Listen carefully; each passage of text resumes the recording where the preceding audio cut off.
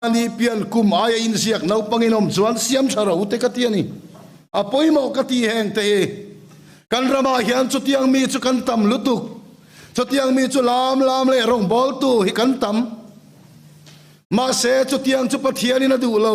ngatinge pathiani na du lo hinun pui kan tuma kan kal pui kat mai le o ti ka ngai tu thin zirtir tu te po ka khoya hey kan chairman hian a soyang chu zirtir tu ni si mali po som lo in omem om mai tu rani kati kai chu heng te himo pastor te kan po sa kan om mai evangelist pon po sa nom mai thatakin kan kal mai lom takin kan kal mai nge sarkar na thokan ne awanga kan nom du lo tat na santai hei kan ramina tuarani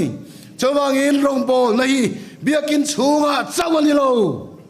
biakin pon lama hian khotlang ta la rong bol tura ko ini thau ti ro ta chuan tai mak chuaro hreu mi tuarang chu tuar po iom na chon om ve mai ta che yai ola chung khan on lam hek su asa tha te kan ti teng chu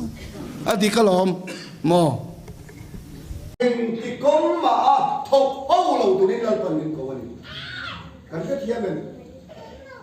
heng lai ani in lo om dan ka lo chỉ đi kia đến tụi tôi na thọ wilan pan min thal sak ve lo kan ma kero Mizoram kan so yang o Northeast India UPC chu Mizoram khian MKHC antia Mizoram ko khan khuai tu te committee a tela Mizoram ko khan khuai tu te committee chu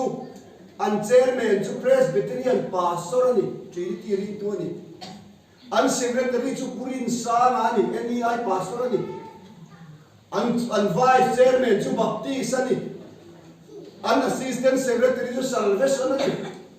an treasurer chu 7 day ani in chiang em rin na kham ne tu la hian NEI kan ho tu dei an thok ho fa event to an tho ho na khan UPC zia atha chete ma an kai ve lo lain UPC Northeast India khan chini ti ring tu te zia an kai tial ti kan mu da na ni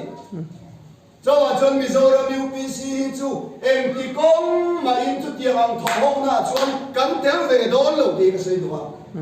hallelujah amen